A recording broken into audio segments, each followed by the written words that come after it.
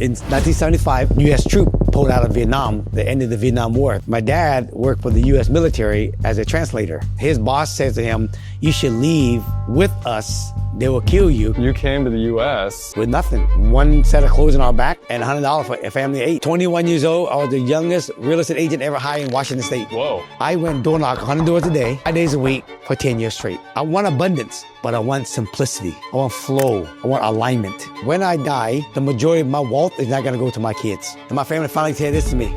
What do you think about your dad? My dad didn't have a solution, but he had a high desire to get over here to save his life and our family's life. I used to get my ass whipped from my dad. In the Asian culture, they whip you with a belt. I get a phone call from him. He gave me this piece of paper and it says cancer. And I said to him, I got the money. We'll spend the money on private jet we have to. I had $6 million and I couldn't save my dad's life. What is up, everybody? This episode with Thach is absolutely incredible. I'm so proud of what we put together here. I'm so excited to share it with you.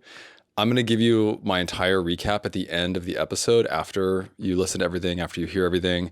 Hopefully you're watching this too, because the emotion and the storytelling that Thach does, you need to see it. You need to see it like I saw it in his face as we're sitting across the table from each other. If you want a real estate masterclass, this is not it. Even though he's built over $100 million portfolio without any investors by himself, this is about him as a human giving back, about his relationship with his father, about his story coming to America and building this entire empire and who he had to become and his core values. It's deeper than just mindset. It's deeper than just these quotes on the internet. You need to hear this. You need to watch this. Most of all, I hope that you can share this with your friends and your family and everyone that needs to see this and hear this on their journey of becoming a better person, achieving their dreams, and going after everything that they've ever wanted. So as always, everybody, I love you. I appreciate you. Enjoy this episode of For Your Own Good with ThachNguyen.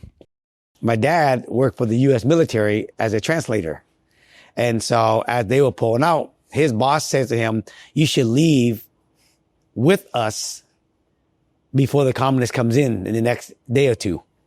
And if they capture you, right, they will kill you because you're Vietnamese and you work with us.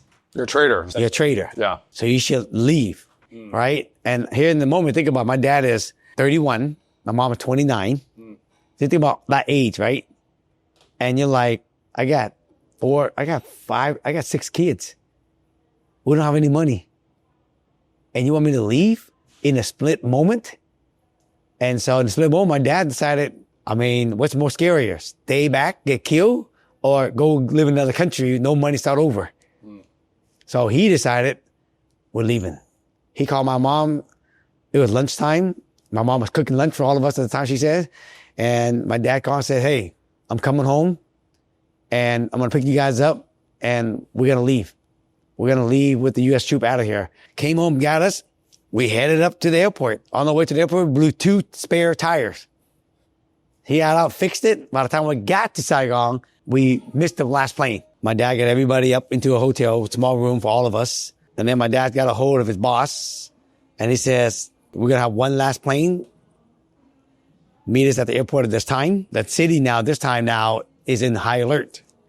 And so you just can't drive to the airport. So they said, "Meet me at this gas station." And then my dad, what he did, he slept in the car because he didn't know when to steal the car. So get up early in the morning. We drove to this gas station. We got out of the car. We got into this U-Haul truck. There was a bunch of other people that was in there. And they took him to the airport, all of us to the airport, into the gate, into the airport. Because it was the military airport, right? No, it was the main airport but pretty much most of it, all military during the war. Okay. But the city now is getting chaotic because they heard communists is coming in, right? And that's why when you see the video, people were banging on the airport, banging on the embassy, helicopter coming out of the embassy. That was what was happening on these days. And so we got through, and then when we opened the door, there's people running everywhere. And then my dad got word that we put to get on this one plane and we all headed over there. But that's how we left out of Vietnam. It's crazy. So you were literally on the last plane out of Vietnam because you thought you were going to be on the last plane. That's right. And then there was somehow one. Most of the people that's on the plane was all higher up military people. So you were one of a few local Vietnamese that were actually on that plane. That's right. That's incredible. And so when you think about like missing the plane, the flat tires, the U-Haul truck, sleeping in the car, what do you think about your dad? brave. Yeah. At 31 years old and got 6 kids, making the biggest move of his life. What's worse, stay here. He probably would have died in the prison. Who knows what would happen to the wife and the kids. So that's a big move for him. But the craziest thing is, if my dad never made that move, I wouldn't be sitting here talking to you. It's that one thing, the one destiny, the one moment, the one move that changed the trajectory of who I am today. I'll take it a step further too, because it's not just you sitting here like talking to me. Even before this, you were talking to my wife and our friend and inspiring, and we were all in tears just before this. And then, and we'll get into it, but all like Springboard and the people and what I've seen you do, everything you give away for free, and how you help people, and 26 for 26 and everything.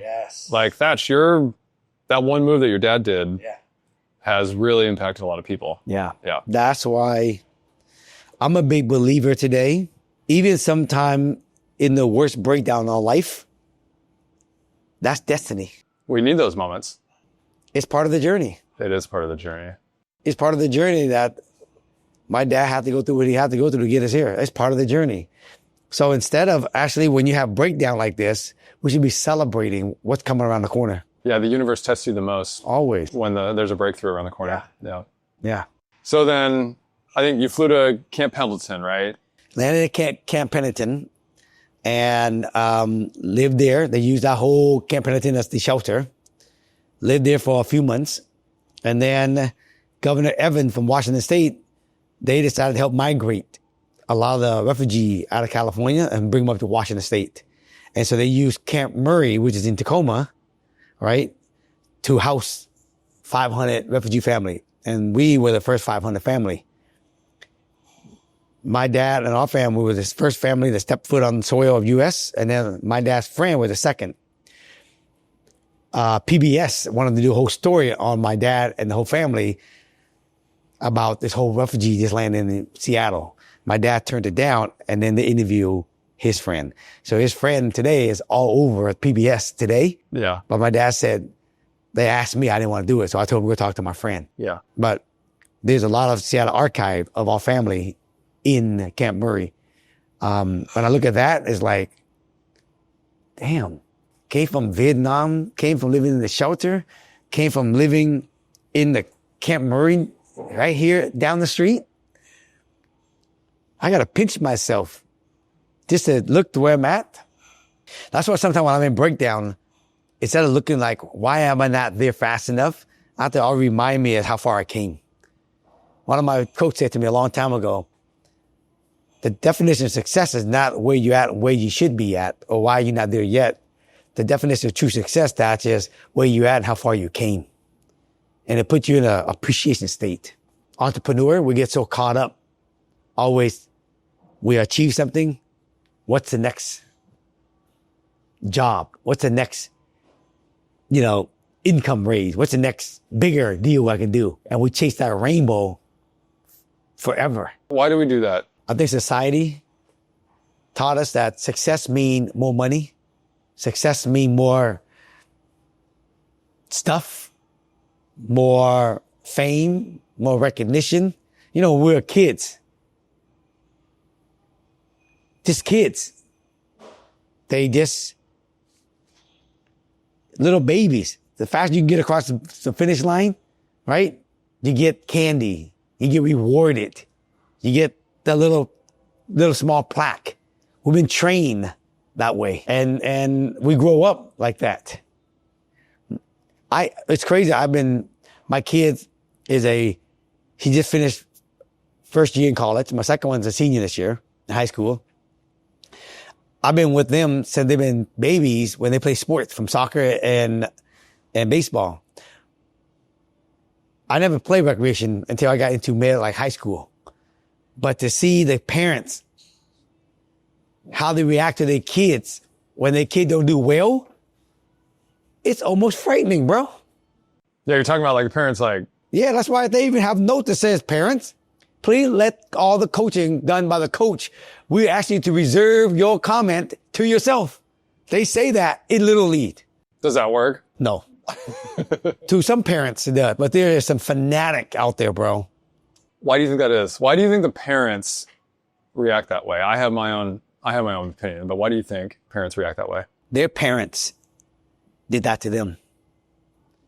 And then their parents did that from survival. You got to get it. You better go get that bowl of rice before someone else get it, because you're going to be hungry. And that mentality from that generation, it brings to this generation, that generation, you know what I mean? You better go get it. Number one, get all the highest pay. Number two, don't get that much income. So you better make sure, what do you do? Study hard, work hard, run hard, so you get that first place, because first and second is a big difference in income and in everything else. And so they get wired that way. So it's crazy because I seen it. I seen it in soccer. I seen it in baseball. I seen a parents cuss out a little kid who's a referee. You know, when you're literally, it's the kid, that referee. They go, you know, get a kid at $50 to do it. Then I see a parent yelling at the referee like it's a damn NFL game. Come on, right? And it's crazy.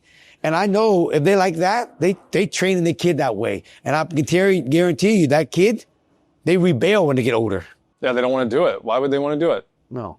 And they see people like you or others that aren't doing that. Yeah. Or maybe they don't, and it takes them a while to even realize that that's not the right way. Yeah. That's not how you should be treated. Kids know everything. You got kids yet? No. Our nephews. Yeah. No kids. They remember everything. Yeah. You don't think they remember how you grind them to death? Yeah.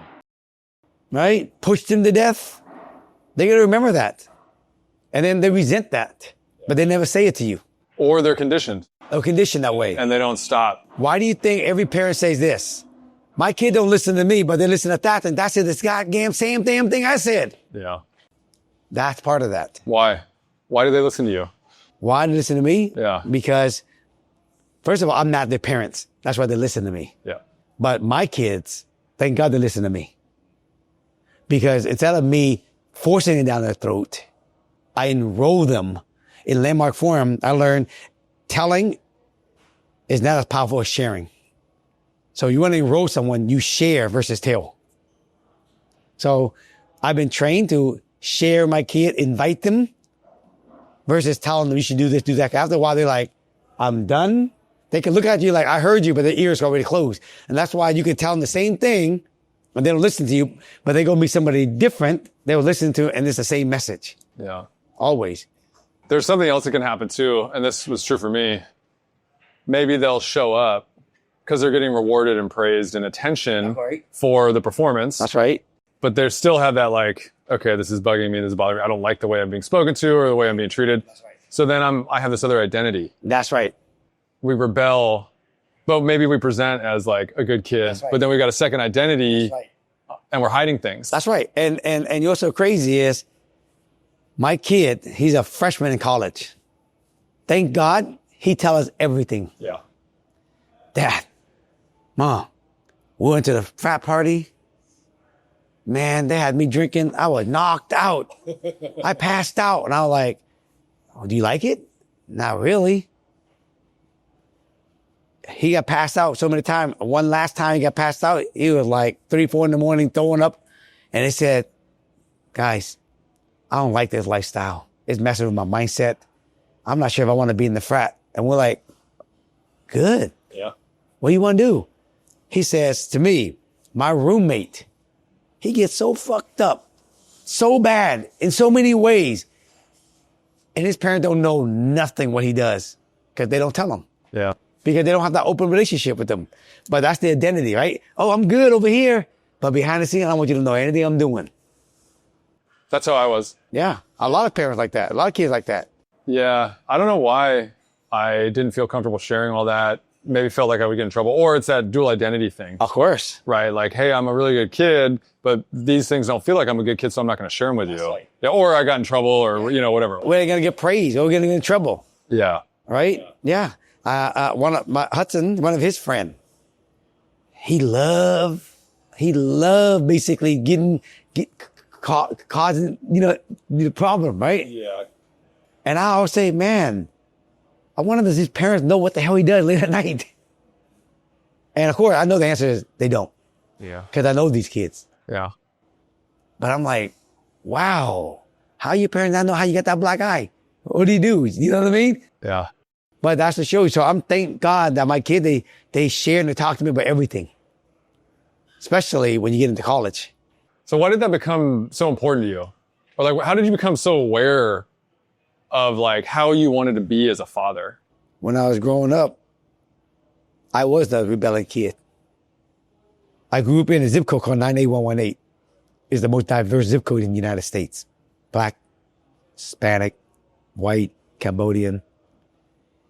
And I used to hang out with all my friends late at night. And I have fun. Go to the football game, come back. My dad used to say, come home at 9 o'clock. I get home at 11 o'clock. And every time I do something, hang out with the wrong people, I used to get my ass whipped from my dad. I used to hate it. In the Asian culture, they whip you with a belt. I had a lot of resentment coming up with my own dad. Thank God I got exposed to personal growth and development. Because I learned that my dad was doing the best he can with what he know in the moment. And I had to hear that 1,000 times to really appreciate, is he really punishing me? Or he's just trying to teach me something, but he just doesn't know what he don't know.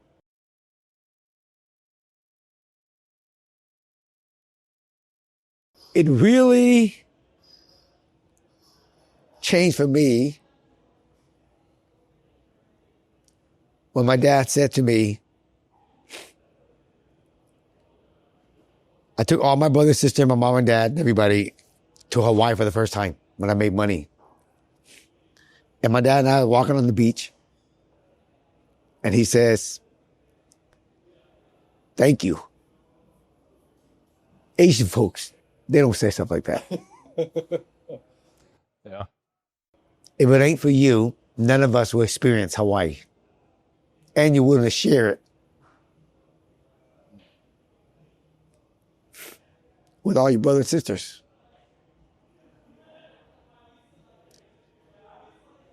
And then I really appreciate him because I knew he helped us get over here, but it didn't really register because, I get a phone call from him and they say, can you come over to the house, but don't bring your wife, Cammie. Just want to talk to you privately. I get to the house. I go upstairs. I see him and mom sitting on the sofa, sad. What's going on? He gave me this piece of paper and I looked at it and I read it and it says cancer.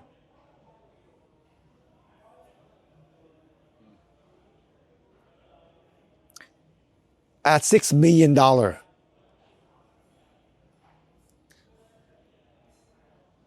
I said to him, I got the money. We'll do whatever it takes to save you. We'll fly you anywhere you got to go. We'll spend the money in private jet we have to get you there.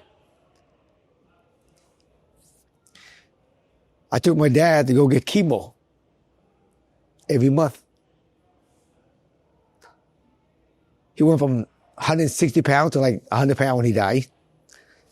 Every time we go to chemo, they had to find a vein in his body to plug it in. And he got into the hundreds, low hundreds, there was no more vein left. And every time they had to go find a vein, it just agony for him. At $6 million, and I couldn't save my dad's life. It was our home, at my mom's house, and hospice is there, and hospice says, you should get all your brother, sister, whoever, your dad's probably going to leave tonight because his lung is full of water now. Everybody was there. And my dad is getting late at night and he's still alive, breathing. My mom and him would come back and forth into the room, and I'm sitting there with him. And I said to him, "You've done a lot for us already. Wouldn't for you, I wouldn't be here. I wouldn't have a lot of money. I know you, and I know you thinking and worrying who's going to take care of mom and the siblings. And I want you to know I got you covered."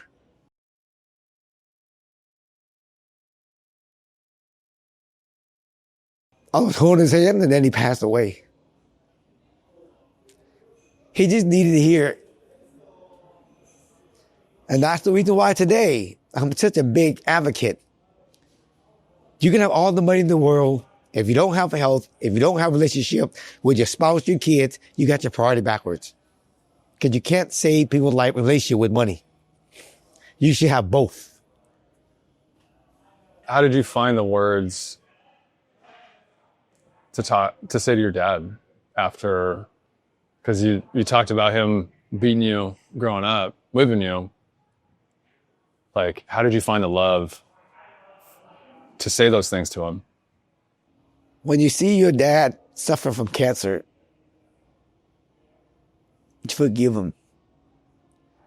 I also had personal coaches at the time, and my coaches all remind me, just say this 1,000 times. Your dad is doing the best he can with what he knows in the moment. It's not intentional. He just only know what he know in the moment. And that's what he did the best. So whooping your ass was all he knew how to actually teach you how to be who you are. Today, I don't do that to my kids because I know another way of doing it. But I have to remind myself, anytime I run into people that are just difficult, I have to remind myself they all do the best they can with what they know in the moment. And you have compassion for them. When you see your dad getting that IV plugged in and a tube going down his throat, they have to pump the blood out of his, you got compassion for him. You forgive everything he did for you. Would you be doing everything you're doing right now today if you didn't go through that? Everybody's journey is exactly what it's supposed to be. Hopefully we all learn from that. When we lived in the shelter, we met a guy named Charles Zettler. He's a volunteer of the shelter in Tacoma, Washington. You cannot leave the shelter unless someone sponsors your family, church, someone privately. He decided to sponsor all family to go live with him and his mom. So he was the first leg of contribution for us in the U.S. That experience of Charles helping us, my dad doing what he did, is all part of that ingrained. It was one of my core values today. I have 8 core values. The highest one is contribution. I lead by contribution. I have a law that I say that the level of your happiness and success is in direct proportion to the number of people you serve selflessly. My highest value is contribution. My second value is abundance. Abundance of air, time, money. And then my other one is growth. I believe in growing all the time. My other one is joy. My other one is simplicity. I believe in peace of mind, and simplicity is part of peace of mind. That's why I don't have hundreds of investors. I don't need it because having an investor is not simple for me. My next one is balance, fun, and creativity. Anything I do has to have these core values or I'm never interested. Well, that's why people always ask me, are you interested in investing with us or can I invest with you? Nope, because it's not part of my core value. So I'm clear. So when someone offer me deals and partnership and interview, if it doesn't have these core values, then I'm a no. That fast. These are like my compass. to say yes and no fast. And I learned from life experience. I learned from Charles Zettler. I learned from my dad passing away. I learned from my dad whooping me. I learned from, everything I do. Everything, all the experience I had, it created these core values. And these core values today is what drive me every day. So how do you avoid the trap that we were talking about of chasing the opportunities? Yes. Remember, abundance is opportunity for me. But if abundance come with headache, it's not aligned. That's why my car, you see my license plate in my car is aligned. That's part of it. I used to live a life of grind, pushing, forcing, manipulating to make shit happen. You get results from that, but the tranny burn out at some point. Align, you can get exponential results. Grind, you get incremental results. I'm down for abundance. But if abundance come along with no peace of mind, that deal is not perfect for me. You're wearing a sweatshirt that says mindset, fully aligned. That's it. The whole company's called Fully Aligned. Yeah. That's the branding. That's the company that promote mindset. Yeah. Your license plate, I've seen other sweatshirts with aligned on it. You're talking about core, pillars. Everything is start with core. How did you get to this place? You don't know much about me, but this is my journey. I'm like resonating and I want to share this with people. I want to share it with the world because I think ultimately this is what life is. I had one of my biggest deal I ever done in Seattle, 251 unit apartment building. Two people I knew asked me to partner with me. I wasn't doing apartment building. I was doing townhouses and single family. They were doing apartment building, but they asked me to be partnering with them because I had a lot of network. What they wanted was my network to raise money. Yeah. I love opportunities. The money was there. $10 million project. 50% would go to me, 50% go to them. What I didn't know, because I haven't lived through it, was simplicity. I raised 8 of the $10 million from my friends and family. They raised $2 million. We pre-sold all 251 units in the first 2 weeks. We're building it. Middle of 2008, Seattle market went the other way. On our way on losing this deal, we said, we got to save this. I'm meditating and I woke up and it says, rent it. I run to my partner. I says, I got a solution. 200 out of 251 people already pull off their offer already. Because on a condo, you can pull back your money, get your money back because you haven't signed off on the public offering statement, POS. We already lost 200. We only got 51 left. We can just give them back their money. No, we can't go down that way. It's going to look embarrassing for me as a developer. Pride. He's more worried about himself than worried about saving my friends and family $8 million. Now I'm butting head against him. Finally, after the bank says, you don't get this thing solved, I'm taking the property back. We talk to a property manager. They're the top dog in downtown Seattle. They charge 5%. My partner wanted to do it himself to manage it. I'm like, are you crazy? Button head again. Finally, we hired the property manager. We'll get it all leased up. Went to the bank. Can we refinance? Keep it. The bank says, sorry, we just got bought out by East and West. You got 90 days to sell this. Partner didn't want to sell. Trying to figure out how to save this. We got 90 days, clock is ticking. Finally, after a bunch of argument, we finally put it up for sale and we end up selling it to break even. They make no money after 3 to 4 years doing this. No money. Yeah. After we get the check back, everybody that put money in, we all took a 25% haircut. Months go by, 2 months go by, nobody got their check back. My friends and family like, yo, man, what happened to the money? Shit, I don't know. Go talk to the guy. Hey, when you gonna cut the check? I've been busy lately. I cut it when I have some time. That is what I don't need when I do real estate business. I learned that I want abundance, but I want simplicity. I want flow. I want alignment. I want perfect partnership. And it all come from alignment. all these opportunities that happen to me in my life, the best way to know what you want is to experience what you don't want. And so you get clear on what it is that's what you want. And so every one of these core values came from life experience of what I didn't want, and I found it. And the best thing anyone can watch this and listen to this is they take the time and find their value. Once you find your value, exponential results come in rapid speed. The universe has been telling me this over and over again recently. Yeah, tell me. And there's people that just come into my life. Recently I had a conversation with someone and she's like, don't do any more shoulds. You don't, all these, I should do this, I should do that, I should do, and guess who's telling me what I should do? Everybody else. Everybody else. That's right. But every time I do something for myself, like this podcast with you in this Vietnamese restaurant, like the universe shows up and it's showing me over and over and over again. And it flows too. It flows, exactly. Right? You catch green light when you're driving here. The microphone's working. The power is working. Light is working. Yeah. Right? No script needed. Everything just flowed. Yeah.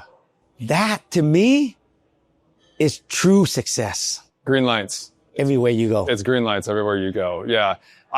For me, I was so used to grinding and being successful. Of course. Or what I thought. You can be successful when you grind. There's no question about it. But I thought that's what I wanted. And so to then step back and recognize over and over again, does this really make me happy? Am I experiencing joy? Yes. Fulfillment, all your core values. And so I think simplicity is the next one for me. But I think a lot of people don't even give themselves the space to be. That's right. To then ask themselves, what do I actually want? That's right. What do I actually want? That's right. Because they're too caught up in the rat race, chasing after that next trophy like they were when they were a little boy in that race. And they think they're doing it right. And then even in these communities that we get into, right? I'm a part of a bunch of different communities. And they acknowledge you for the reward you get. Yeah. Versus not who you're being. That's right. Because they don't know when you go home, you and the wife is arguing. You feel like shit. You're catching red lights everywhere you drive. You're not making the money you make, right? But on paper, they count transaction. At home, we count net. Yeah, that's right. And nobody know net other than you and the wife. That's right. That's right. So you were living in 98118. That's right. And so like in the gutter. That's right. Getting in trouble. That's right. And then what happened? Because something happened. Something happened. I graduated from college in 91. And I'm sitting at Thai Tongue restaurant. And the daughter that worked there, the daughter that worked there on the weekend with me, she was studying for a real estate license. And she said, you should get into real estate because I think you do good at it. You got a good mouthpiece. Yeah, she's right. Right? Yeah. And I thought you make 7% commission every transaction, which it ain't true. But that was all I needed to hear. I got into real estate and then I met a real estate trainer called Mike Ferry. And Mike Ferry was all about personal growth development. Also teaching people how to be a great salesperson. When I got exposed to that community, where it's about how to be a great salesperson and also why personal growth development was important. He brought Tony Robbins, Brian Tracy, you know what I mean? Deepak Chopra. He brought every person that you ever think of. That back in the day, Earl Nightingale, they come and speak. Well, we got first hand of personal growth development. Everybody know personal growth development. Tony Robbins, everybody know it's out there. But when you're in a community where they all praising about first place trophy, they don't bring in a Tony Robbins to those community. I got exposed to that. When I got exposed to that, it was on. Now I'm studying how to be a great salesperson and also developing my mindset. And that was a turning point for me. That's a ruthless combo. Ruthless combo, because you're a good person. That's right. You're working on yourself, and you understand that if you're selling you or the right product, you're actually doing a service to the world. You got it. Right? You're not just selling used cars and trying to undercut people. That's right. Right? You're that was when I got exposed to Align. Okay. And see? So who you hang out with, which community you hang out, does shape you physically, mentally, emotionally, and financially. That's right. Proximity is power. 100%. Proximity is power. 100%. And so you became what, the youngest realtor? 21 years old. I was the youngest real estate agent ever hired in Washington State. First one ever. Youngest at that time was like 35. Whoa. Yeah. As a real estate agent. Remember, I started in 1991. 91. Right? I was like the youngest. There's more young folks that came after me. Yeah. Of course. But you were the youngest, and the next youngest was 35. That's right. That's insane. It's insane. Did you have to like break in? Yes. Okay. At 21 years old, nobody want to work with you because you don't have no track record from a listing agent or a buyer agent. And my first 3-4 years, I sat around waiting for someone to come to me, which I wasn't going to be successful. I did 1 or 2 deals a year for my mom and dad's friends. That's it. And my 4th year, I was going to quit until I met Mike Ferry. And that's when Mike says, you got to know scripts. You got to understand how to handle objection. You got to go create a farm. Then you got to go out there and actively market to this farm. Either sending a postcard, knock on doors, right? Do open houses in this area, but go meet the people. You can't just sit around the office. And I was so hungry. I wanted to learn. Man, growth was always been in me. And I wanted to learn. Somebody needed to give me direction. And I want abundance. So Mike gave me how to go out there and do it. So what happened was I memorized these scripts. I didn't have no money to do mailings. So what I did was I went door knock 100 doors a day, 5 days a week for 10 years straight. Every day in this weather, Seattle weather. Wow. And that's how I got, right, my listing. But I didn't realize this. I was door knock 100 doors a day, just like baseball. I was just practicing my reps. What reps? It's practicing scripts on a real live human being over and over and over and over and over and over. And I became good at it. It used to take me 300 plus contact to get a lead. Yeah. By the time I got to the other end, it was 20 contact to get a lead now. That's how good I became. But I also built personal growth development along with that. And so I learned from Mike how to be a good salesperson, how to go door knock, how to go find business. And today, I look back, today I'm out there door knocking and cold calling still today. And that was the trait I needed to learn back then to go find ugly houses to buy today. And that was the blessing also in that journey. Yeah, you can't connect the dots looking forwards. You can only connect them looking backwards. Every people we meet on the journey is destiny. I believe that too. Even you and me, my friend. I believe that too, 100%. Right. Yeah. So you knocked 100 doors. 5 days a week, 10 days a year, 10 years straight. How many doors is that? It's exactly 11,000 property every single year, roughly. I knocked. Are you the only one? Only one. Who else would even come close? No one. No one. How hard was that for you? Hard, but easy. Why was it easy? Because I didn't have a problem working hard. 5 hours of door knocking on the street, it's not physically hard. I was strawberry picking in the sun before, in the summertime, when I was younger, 8 hours a day, 5 days a week in the summertime. Picking strawberry on my knees in a farm down in Sumner. Yeah. Making money. That's hard work. That's hard work. What is it about people that go through really hard times that end up being more successful than most? That's one of the things I try to make sure that I don't make it easy for my kids. Hard work create grits. Hard work make you become a better problem solver. Hard work make you focus on solution. Hard work actually build character. Make you appreciate when you have something. And if you rob your kids from learning that, you rob them of the best gift ever. I always make this statement and it just go crazy on social media. One day I made a comment on social media. I said, when I die, the majority of my wealth is not going to go to my kids. You should have seen the hate, the negativity. That's fucking bullshit. You came over here to America so you can learn how to do it, work hard, make money so you can have your kids have an easier life. Well, you know what? Go for it. I grew up poor and I also see the rich kids today. If you make it easy for your kids, they ain't going to have grits. They're not going to have character. They're not going to be problem solver to the highest degree. Every time there's a problem, you jump in, you give them the solution, the answer. They never have to rack their head against it to solve it. And when you passed away, you can't do nothing for them, how, you know what I mean, effective, efficient they're going to be when you're not around. Yeah. It's like you got to let the baby cry a little bit, right? I'm a big believer in that, bro. There's a book called, I learned this, it's all about raising kids, right? Forgot the name of it. They say when the baby cry, first they cry for two reasons. One for hunger, one for attention. If you know they cry for attention, don't pick them up. Because you're doing them just justice. Because you're training them every time they want something or they want attention, just cry. And why do you think there's so many spoiled kid comes up? They're a different form of crying when they're adults. Yeah, it's attention seeking. That's it. Yeah, attention seeking. So that's why I'm a big believer that I want my kids to actually go through solving their own problem. And so what are some of the things that you're doing with your kids so that they don't just grow up being rich kids? I don't give them money to go buy expensive tennis shoes. They'll figure out how to go make their own money and go buy expensive tennis shoes. Right? We give them birthday money, all that. When they want to buy something that's outside of what they normally get, they have to figure out how to go make the money go buy it themselves. Yeah. And so you've taught them to run businesses, right?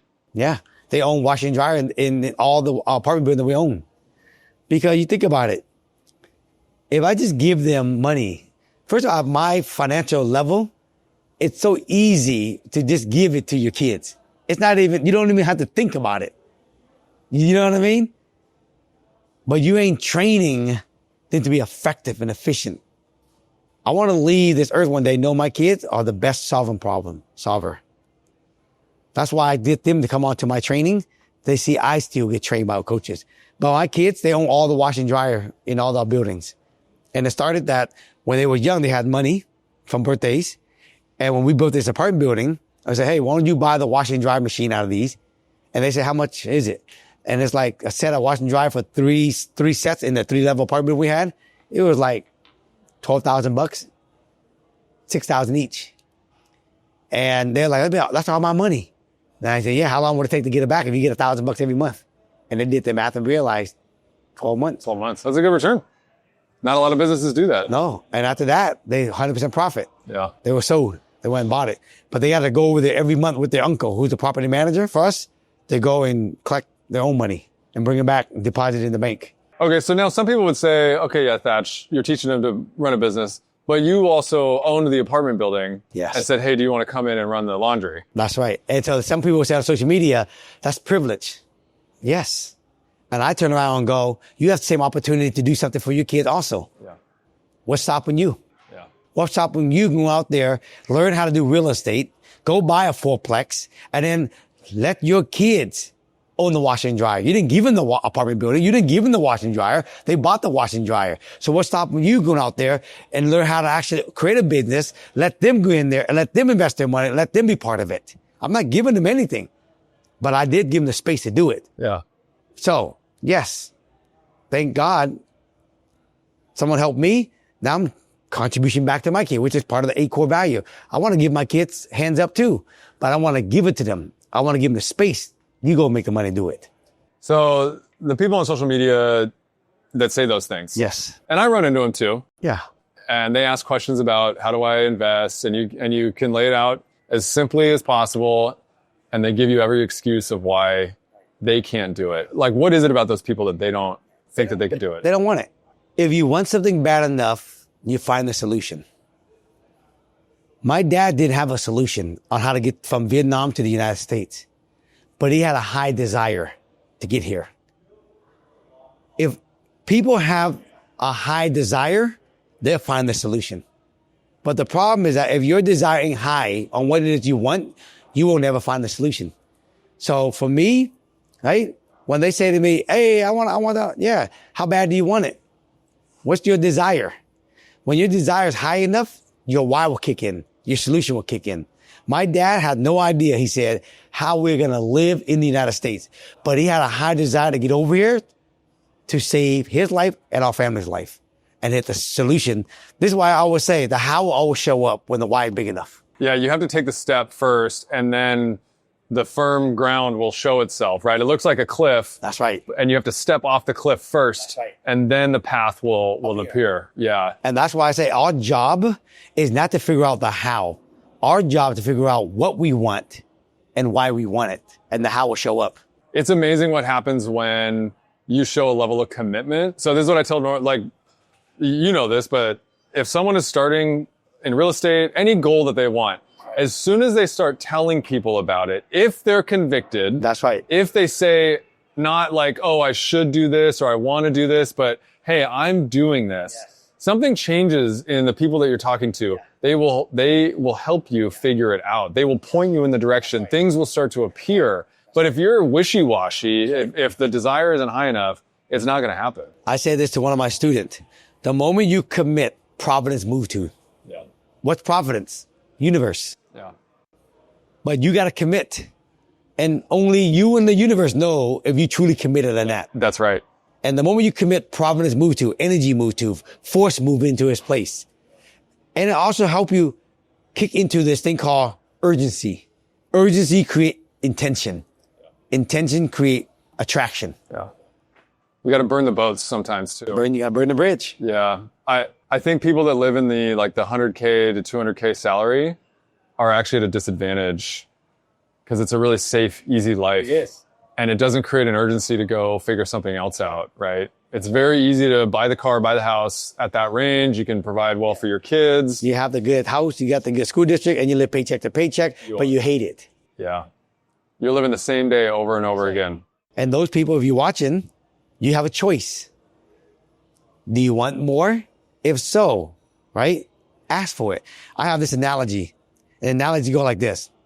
If you want to figure out how to get over the wall, take the hat off your head, throw the hat over the wall, and then you figure a way how to get over the wall.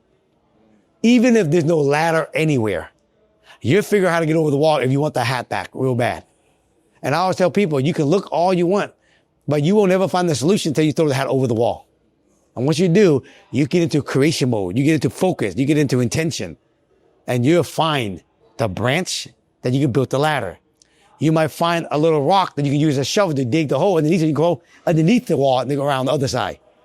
It won't show up unless you commit. When you commit, you see the branch. You won't see the branch because you're too busy complaining. Someone asked me this question. Yep. They said, if someone came into your business, like you stepped aside, and they came in as CEO, and they were sloppy, they were noisy, they were rude, they were like, they pissed you off, but they tripled your results. Yeah. How would that make you feel? I wouldn't hire him. Yeah, you wouldn't hire him. I fired somebody recently for that in my own company. Yes. But if you feel some sort of way about that, that means that you care too much about what other people think of you, right? And so you're not willing to go do the things that are necessary because you're too worried about what people think of you. Or for me, as an engineer, corporate in the past, I think about things too much. I need security. I need safety. I need this solution in front of me, written on a piece of paper, signed off by somebody that said, yeah, that's a good idea, to then go do it. Right. Right. There's this idea of like, we're too smart for our own good. Yeah. And I think also part of that. So I had a guy that came in and was running, oversee the sales department for all of my, closer. And this salesperson had that mentality, that really go-getter, grind, you know what I mean? Right? But at the same time, they don't have abundance mindset. They don't have the contribution mindset. It's all about grind, right? Grind down the salespeople too, right? And I feel sorry for that person. First of all, I let them go because they're not part of my 8 equity. They was on the way for like a month. They was gone. But I feel sorry for the person because he can be successful, which he was. But at some point, he will get divorced because the wife will go, I can't handle this no more. Yeah. The kid will be like, I hate my dad. He's a fucking asshole. I don't care how much money he has, what he does. I don't have no respect for him. And I feel sorry for him more than anything. That's what I'm saying. You can have abundance and you can have align versus grind. So how do you help those people, or how do you, Thach, think about helping those people? If they ask for help, then they're ready to hear it. If they don't ask for help, So I always say, this is what someone taught me. Never answer a question when a question isn't asked. Until then, I'm just going to keep being the example. My vision today is that inspiring power means the people to reach for their goals and dream, to see anything is possible for me sharing my own life story. My whole entire social media is just me sharing my life story and my lifestyle. I like showing people that I'm successful, but I also like showing them that I'm at my kid's baseball game. I'm also like to show people I like to make money, I like to buy real estate, but I also like to show them I go to the gym every morning and work out. And I show them my wins and I show them my failure. I show everything. I like to share. And since I share all the time, people can go, I can relate to this person. So what happened is that my job is to be the light. I always use this example. I am like the lighthouse on the beach. And my job is to beam bright into the ocean. And whatever boat out there that is having a hard time in the ocean and they want to find a way to come to shore, then my job is to be the light so they can see the light so they can come to shore so I can actually rescue them. But my job is not to run up and down the beach with the light and flashing, trying to get people's attention to come to shore. My job is to stand firm and be an example, leading bright into the ocean. And whatever ship out there that need help, they come to the light. And if I can help you with your life, then you be the next lighthouse on the beach with me. My vision is to inspire and empower to have millions of lighthouses on the beach. And with millions of people on the beach, then we can save millions and millions of people. Not save them, but inspire them. Yeah. So imagine me and you doing this. We're both lighthouses. That's two lighthouses on the beach shining now versus one. Yeah. My Springboard student, there's hundreds and thousands of them across the United States, and they all lighthouses with me. And that's how we inspire and empower other people. And when they come, they're ready to learn. Yeah. I used to want to change people or shake them to be see the way, and then that was all driven from my own anxiety and I wanted to help, but it was also really off-putting and it was not who I wanted to be. I did that to my family when I was younger. Yeah. And my family finally said this to me. Hey, take a hike, buddy. I didn't ask for help. Yeah. Because complaining isn't asking for help. That's right. Complaining is just complaining. Yeah. What is asking for help? And has your family now asked for help at all? No. They don't need it. They're happy. Good. They're content with their 9 to 5. Got a nice house, got this and that, living paycheck to paycheck. They're good. Never answer a question when a question isn't asked. The lighthouse analogy resonates really hard with me. My other coach, he talks about the same thing, being a lighthouse. And I've seen it as an example. And it's really empowered me to want to be a lighthouse and go be that. And that's one of the reasons that I'm doing this podcast. And also now, okay, I've avoided having a community or I've done one-on-one coaching and that sort of stuff. But now it's okay, I understand what it can mean to actually impact more people. And I honestly, I see how you operate, Thach, because you have the cars, you have all the stuff, you have the money, but you don't treat it like it matters. And you don't even really show it off in the way that other people do either. I drive my Lamborghini like I drive a Honda. When I hop in my Honda, I ride it just like I drive my Lamborghini. And that's how I want to be. That's how I want to operate. Because it's fun, but it's also it doesn't really matter. Because my purpose is to inspire and empower millions of people to reach for their goals and dreams and anything is possible by seeing my own life journey. That's right. That's my purpose. That's right. And the car is just part of the journey. So then you shared a really compelling story at the beginning of this. I don't think I've ever heard you really share it in that way before. How did you get to the point where you were open and ready to share that and even know that people wanted to hear that from you? Everything I share today, even this podcast, is not for sympathy. It's not for bragging rights, but it's to say that if you had the same relationship with your parents, give them compassion. They didn't come from the same era of time that we did. My mom and dad came back in the day, bro. They didn't have personal growth development. And then we treating them like they should know better. Yeah. So when people are watching this and they hear that story, if your parents still alive, go make peace with it. Because it wasn't your dad that beat you that got you the relationship fucked up.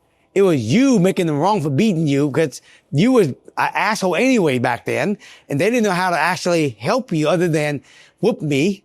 And then I resent that, but I didn't take responsibility for being the asshole that didn't follow direction. And so when my dad was dying on the bed from cancer, that's when I felt like compassion. It was a little too late then. So I hope people are watching this, just know everything I'm sharing is not for anything for sympathy, but to hopefully inspire people, right? To live better, right? Forgive more. When you actually forgive more, you can make more money. Because you're not carrying a bunch of rocks in your backpack everywhere you go. Yeah. Something that helped me, this is my therapist, and it was about my relationship with my wife, actually. She's like, if you want more of something, you have to give exactly what it is that you want. And she probably said that like 20 times, and it was the 20th time it finally hit. I was like, fuck. Yeah, if I want intimacy and compassion and forgiveness, and if I want all these things, you have to be that. Even if I feel like, oh, it's her fault. Yeah, that's right. Right? I still have to be the one. And that's being a lighthouse too. It is a lighthouse. That's purely lighthouse. Yeah, is if you, whatever you want more of in the world or from your partner or from other people, you give that first before you receive it. That's why I say the best way to enroll people is to actually share about you. Yeah. Enrolling people isn't telling. Enrolling people is sharing. You don't have to be perfect. As long as you share, it's enrolling because people can relate and they get inspired. Yeah. And then when you share, you become a lighthouse. And when your light is bright, you enroll a lot of people. Yeah. There's a photo I saw of you that really struck me, given your story. You on the Seattle Sounders pitch. Like looking like you're having a blast, by the way. You look like right at center field. Center field. That's right. Tell me about, well, how you got there and then how that feels coming from where you came from. One day I get a phone call from a friend of mine named Mark Dice. He owned a big marketing company in Seattle called 206 Inc. And they partnered up with the Ray Foundation, which is the charitable arm of the Seattle Sounders FC. And the Ray Foundation has been now in existence for about 3 years. This is 2 years when I met them. And they came up with this new initiative called 26 by 2026.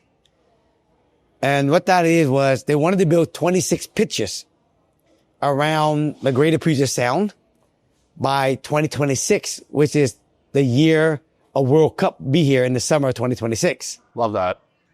And so when I met them, they have already done maybe 8 or 9. And so they met me, Mark introduced me to Ashley, who's the executive director, and we sat down, we chat, and they were telling me, we love to have you part of this, you know? And at first I was like, I got too much going on. And then we left. And then about, 6 months later, we went and had coffee again, all 3 of us. And then they said to me, I want to tell you about a field that we want to actually launch. And we want to know, would you be interested in being part of this field? And the field is called New Holly. It's where I grew up when I just came over here from Vietnam. It's a government housing project over here off of Martin Luther King and Othello Street. And they have a big soccer field, dirt field. Well, I mean, dirt, grass. In the wintertime, it get muddy. It's a big old field. It's almost like a size of half a size of a soccer field. Yeah. They had money. Some people already gave them money, initiative money to build that. And COVID hit and then they pulled the money out and then never launched it. And they said, we want to raise $400,000 to do this field. And then Adrian Hanauer, the owner, will match it. And I was like, you know what? I'm touched because it's part of where I grew up at. I'm happy to be part of the group of people you're going to assemble. Keep me posted. Well, they never end up putting a group of assemblers together because nobody wanted to actually help raise money. So I got inspired. And I was like, when I get inspired and I throw the hat over the wall, I'll find a solution. So I said, I'll do it. I'll go find you $400,000 for it. And all these ideas came. Next thing I knew, I'm at a big springboard event, and we decided to do an auction, and we raised like $300,000. And then the last $100,000, I decided to buy a fix and flip. And I told the hard money lender, friend of mine, and a friend of mine says, I won't even charge you, bro. I'll do it for you for free. Since you're doing this for charity. Then I was like, okay. And then I told some of my vendor, I'm doing this flip. I'm going to donate all this money to the Ray Foundation. And they go, oh, really? Oh, well, if the bank's going to do it for free, I donate the window. I donate the side. I donate the landscape. They now donating everything, cabinets, everything. I bought this flip in Kirkland. I fixed it up. I didn't put none of my own money up. I did all the work, ran the crew. And then we ended up selling it. We ended up making $375,000. On the one flip. On one flip. So I donated all the money. And then 2 years ago, I donated $1 million cash. Not endowment. That's different. Endowment, you give them $1 million, the $1 million never leave. They just get to collect the interest. That's endowment. Yeah. This is they get to collect all $1 million check. Wow. And that's with the check that I gave them at center field. And then they invited all the springboard and all my people that helped, invited all of them to come to center field and donate the check to the Ray at halftime. And that was that moment. And this year, I'm getting ready to put up 7 brand new townhouses I'm building right now, like what you saw. And I went back to the bank. I said, I'm going to do this 7-unit townhouse. And the bank says, I'll do the whole financing for free. $350,000 with the interest, free. The cabinet company, Abodian Cabinet, right? Shout out to Abodian Cabinets. Donate all 7 sets of cabinet for free. Window, siding. Vitali, one of my students, his dad owned a siding company. Donate all the siding for free. Why do you think everyone's willing to give you all that stuff for free? Because they want to be part of something. They rather be part of something, donate the material, be part of something, write a check. And that's what I realized about raising money. Yeah. People would rather give me $30,000 worth of cabinets than write me a check for $10,000. Because writing a check, they're not part of something. But giving me the cabinet, they're part of the whole experience. Yeah. So we're about to put up this property up for sale, and we think that we can sell this, and we're going to probably make about $700,000 cash. I'm going to donate that whole check to them. The whole entire check. One check. Here it is. Here's the profit. Take it. It'll be another $1 million by the end of this year. So that'll be $2 million cash I donated to them. The highest donor ever. Of course. And you were saying that nobody wanted to even come and help raise money. No. And so we ended up building that whole entire 2 soccer field in New Holly. And then they plaqued it with my dad's name, Young's Place, which is honoring my dad. How does that feel?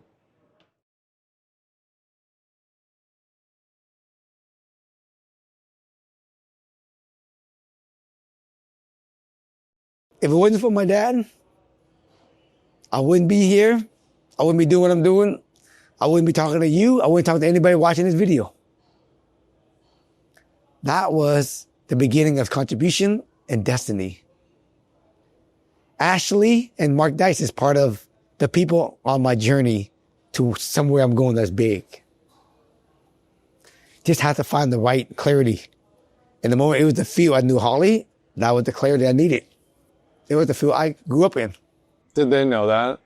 That's why they brought it to me, because they knew my story.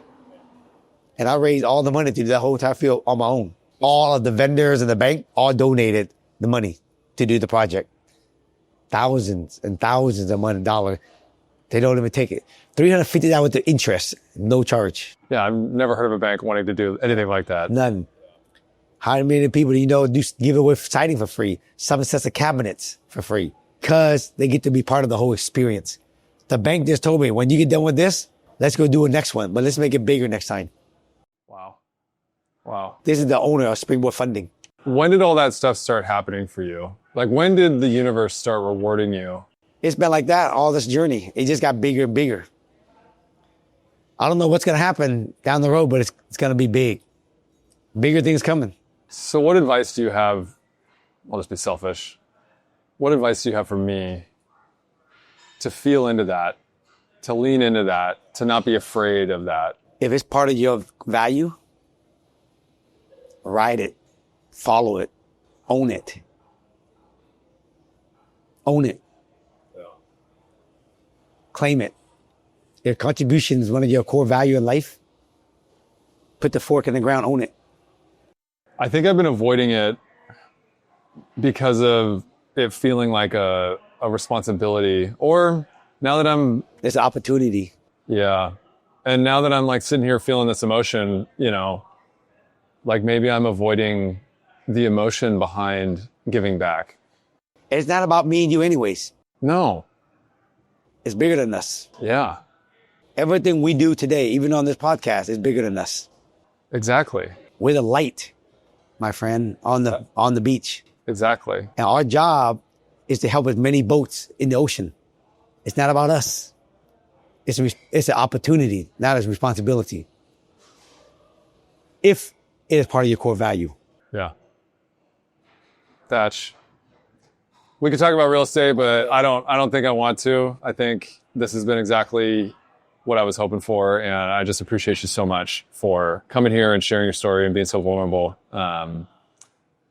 Yeah, thank you so much. I really appreciate it. A pleasure. Thank you for My pleasure. Thank you for inviting me. Thank you so much. All right, everybody. This is, I guess, the recap. And this might be something that I do more moving forward. This interview with Thach was so impactful. Number one, he said yes to me. Number two, he even followed up later to make sure that we did this. I also put this in a setting that made him feel, or my hope was that it would make him feel like this was more important and more than just a podcast, right? I didn't do this at a podcast studio. I didn't even do it at this house that we're recording in right now, which was the original plan. The original plan was to put Thach in this house. And then I saw this Vietnamese restaurant that his buddy Q owns. It's called Anchovies and Salt. The setting is so important for me and these interviews going forward. And I hope you saw how much he opened up. And I believe that to be because of the setting, not just because, but because of who he is, where he's at in his life, and how I approach the whole thing. So this is something that I'm going to be doing moving forward. But I have to tell you, the most impactful thing for me during this interview was sitting across that table from him as he's talking about being a lighthouse. If you go back and you watch and you go back and you listen, you will see that he starts saying, "We are lighthouses. We are lighthouses."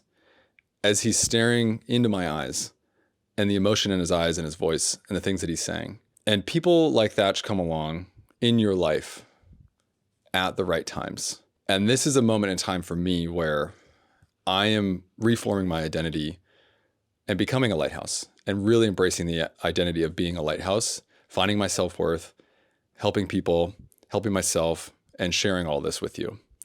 So to have him not say, "Oh, I'm a lighthouse on this beach," but to look in my eyes across that table and say, "We are lighthouses," as if I'm a peer, as if I'm at his level. It was like I was in a bit of a portal. It was wild. And I've never felt more like I'm living my purpose than in that moment. And then now it's been a few days and I'm back in the real world and I'm back to my grind and I'm back in the administrative stuff. And I will tell you that it's hard to keep that momentum. It's hard to keep that faith. And that is why we need people like Thach. And it's also why I want to be a lighthouse, because as confident or successful or whatever words you want to use about me or about how you feel about yourself, we all need help. We all need that person that can help us keep going. We all need the people in our lives at different levels to be the lighthouse, to be the support, to be the anchor, and to be the people that we trust. And you need to think bigger. The other piece of, there was a couple other impactful pieces in this interview. Thach's core values. And we talked a little bit about this ahead of time before we sat down, about simplicity, about abundance. But the way that he broke down his core values, it made me realize that maybe I don't have my core values, or I haven't identified my core values. They're there. I know what they feel like in my gut. I haven't written them down. I haven't spoken them into existence. I haven't made them a part of my foundation and who I am. Maybe you have. Maybe you've done that. But I think it's really important that when we're going through life and we're making decisions and we're deciding whether to work with people or not, or take on an opportunity, does it align with our core values? The simplicity thing really rings true, because as I'm growing this podcast, as I'm sitting here recording, you may have seen the variance in quality or the change in quality or the increase in different things, how I'm changing. I'm trying to go all in and create the best podcast in the world. I'm trying to create something that is bigger than myself. I'm trying to create something that adds value into this world, adds value to you. And to continue to do this and make decisions, there's about 100 different routes that I could take, but it comes down to who I am and the core values that I'm trying to maintain in my life. And the decisions that I make will be based on those core values of simplicity, right? How do I boil it down? Value, what's the most value that I can bring people? And thinking bigger. Now, maybe that's not a core value, but like, how do I think bigger and grow bigger and be bigger and step into something that's bigger than myself continuously? The last really impactful thing, there's two. One is the way that he talked about his parents and sort of took responsibility for how he felt about his parents, no matter the actions that they took, and specifically his dad, right? And that it took him until being there with his dad going through cancer and chemo and watching him go through that experience to really gain acceptance and understanding and love and appreciation for his father in a way that I think we're all on a path of. Some of us may be fortunate and have parents where they didn't have the experience that Thach had. I know that I have experiences with my parents that I need to reconcile. And so to hear him take responsibility for his emotions and feelings around his parents and to forgive them and thank them and love them, very, extremely impactful. And I have takeaways from that. I have phone calls I need to go make, right? And then the last thing, I don't know if we kept it in the episode, right? We're still finishing the edit. But my wife was there and one of my best friends, Grace, was there. They were just sitting in the back watching, and to feel the energy in that room of emotion and abundance. And like I said, it felt like we were in a portal. And to have them, Grace and my wife, Erin, to have them in there experiencing that at the same time, that touches me. That's what I want. And so to have people there experiencing it, to know that they got benefit, to be sharing this, because sometimes it's hard. I'm talking in this camera and I'm putting this stuff out on the internet. I don't know if it's resonating. I don't know if it's landing. I don't know. It's harder to feel the sharing. And there's a lot of people that reach out and there's a lot of people that share these episodes. But to have people that I truly love and care about sitting there watching and feeling and in it with me, it reinforces that what I'm doing is the right thing. And then with Grace, she has a lot of connections and similar experiences as Thach. So to see her grow and talk to him and share things after, that's what I want. I want to open people up and give them access to these conversations so that you can feel like you're able to go be free from the burdens of your past emotions, free from the things that hold you back, free from what society tells you to, free from everything that's holding you back, free from the traps of everything, free from not being yourself. And Grace is going through her own journey. She's literally leaving her corporate career of over 20 years. And I've been there with her through that journey. And to then have her in that room with Thach, basically the last week of her corporate journey, was pretty special. Let me know if you guys appreciate this. I did this episode a little bit different, right? Put a little intro in the beginning. Obviously we shot it and then I'm doing this little wrap up. I want you to know where I'm coming from. I want you to know where I'm feeling. But to be honest, also what I need to do is I need people to click on the videos and I need them to watch them. And so sometimes the no intro is the way to go so that people stick around and watch. Sometimes it is. And so we're going to be testing things. We're going to be trying things. My main goal is to get all of this out there. My main goal is to have you listen, watch, and share. Subscribe to the YouTube channel, follow Spotify, follow on Apple. I never thought I'd be doing this and asking you to do this, but literally, if you get any value out of this, if you find any emotion, if you know anyone that could benefit from this, please share it with them. Please subscribe and please DM me, message me. I want to know if this is resonating with you. I want to know what you took away from this. So, as always, I love you. I appreciate you. This is for your own good. Peace.